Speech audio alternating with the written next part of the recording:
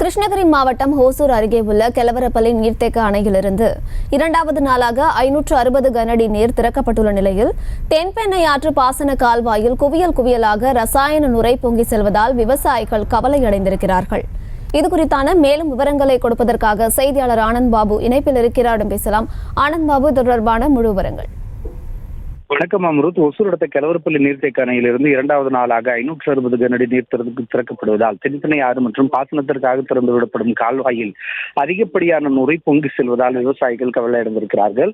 இந்த கெலவரப்பள்ளி நீர்த்தேக்க அணையில் நுரை பொங்கி செல்வதற்கான காரணமாக என்ன சொல்லப்படுகிறது என்றால், கர்நாடகாவில் நந்திமலை பகுதியில் உற்பத்தியாகும் தென்பெண்ணை ஆறு பெங்களூரு பெருநகரின் கழிவுநீர்கள் கலக்கக்கூடிய வரத்தூர் ஏரி வழியாக இந்த தென்பெண்ணை ஆறு வருகிற போது தமிழகத்தின் கொடியாலன் என்னும் சிற்றணையை தொட்டுதான் கெலவரப்பள்ளி நீர்த்தேக்க அணையில் நீர் சேமிக்கப்பட்டு வருகிறது. அப்படி வருத்தூர் ஏரியிலிருந்து தமிழகத்தின் கொடியாலம் என்றும் அணைக்கு வரக்கூடிய இடையில் தான் ஏராளமான கர்நாடகாவில் தொழிற்சாலைகள் தேக்கி வைக்கப்படும் ரசாயன கழிவுகள் கலந்து விடப்படுவதாலேயே அதிகப்படியான நுரை செல்வதற்கான காரணமாக சொல்லப்படுகிறது.